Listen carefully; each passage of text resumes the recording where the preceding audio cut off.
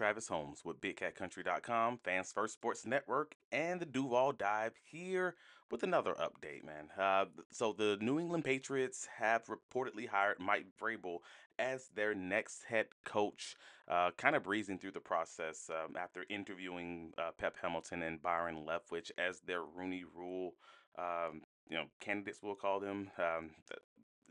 Very quick process. I mean, a week after firing Mayo, they've hired Mike Vrabel, and Aaron Glenn, Lions defensive coordinator, also turned down opportunity to interview for that role. But I wanted to take a quick second just to circle back on Lions offensive coordinator Ben Johnson, who was a candidate in that process. He already had completed his virtual interview and was reportedly an impressive virtual interview with the New England Patriots. But it was very curious to me. I haven't heard many people discussing the fact that there's a possibility that Mr. Johnson could simply choose to return to Detroit after going through this interview process with these three organizations that remain, the Las Vegas Raiders, the Jacksonville Jaguars, and the Chicago Bears. If they don't meet his requirements, or if they don't seem to fit what he's looking for in this process, he's already pulled himself out of the interview process with the Seattle Seahawks. He's already withdrawn from the coaching candidacy for the Washington Commanders in previous coaching cycles. So we've already seen this, but it doesn't seem like folks have just come to terms with the fact that that's a possibility, and that's something we got to kind of come to terms with at this point.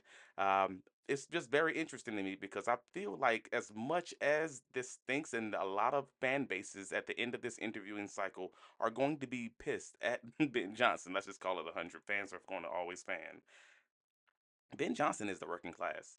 Ben Johnson is us. Like, we are Ben Johnson in very many ways, man. Because how often can you have these billionaires simply bend over and give everything and just give you the world? Give the world is your oyster on multiple occasions, and you have that power. Like, that's wild. The fact that Ben Johnson has now built up that sort of interest, that sort of power, that sort of cachet by proving it on the field, and he's still self-aware enough to be like, "Nah, I'm good because I'm happy."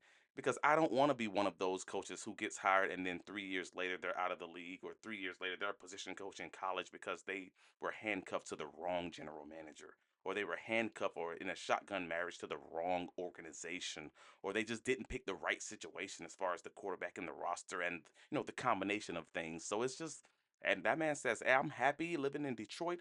I love the organization that I'm with. My family, they're ecstatic to be where we're living, and I'm a millionaire.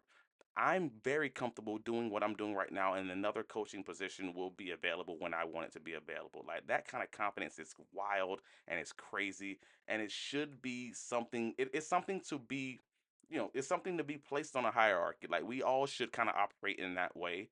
And I already feel pre-sad about the fact that whenever he does make a decision, whatever team that may be, whatever year that may be, there's no guarantee that it's going to work out even then, and folks are gonna come for him. You know they are. If it doesn't work out in his first year, whatever team he ends up choosing to go to, it's gonna be, see, he waited that whole time and still chose a bad organization, and this thing's always going to be a coin flip. But I want to make sure I just circle back on that Ben Johnson clip that we already previously did in talking about who he is and what potential issues could come down the line and what could be being evaluated in his interviewing process on earlier this week. That video, so take a look at that on the site. But also, I wanted to give him his flowers because the man is a self-aware head coach who is fully aware of what this process entails, fully aware of what and how this thing could go in a few years. And he's saying, "I'm going to make the best decision to make sure I'm both happy, I'm comfortable, and I'm giving myself the best chance to succeed." That is to be respected. And that is to be, again, placed on a hierarchy in how we all should interview. So he is not just being interviewed by these NFL franchises. He is putting these guys on notice that, "Hey, I am interviewing you also." And he gets mad respect for that. But take a look at BigCatCountry.com. We will stay ahead on all the Jacksonville Jaguars updates and news. And also, do all dive. Fans First Sports Network, Spotify, add us. You know what it is. Love you guys.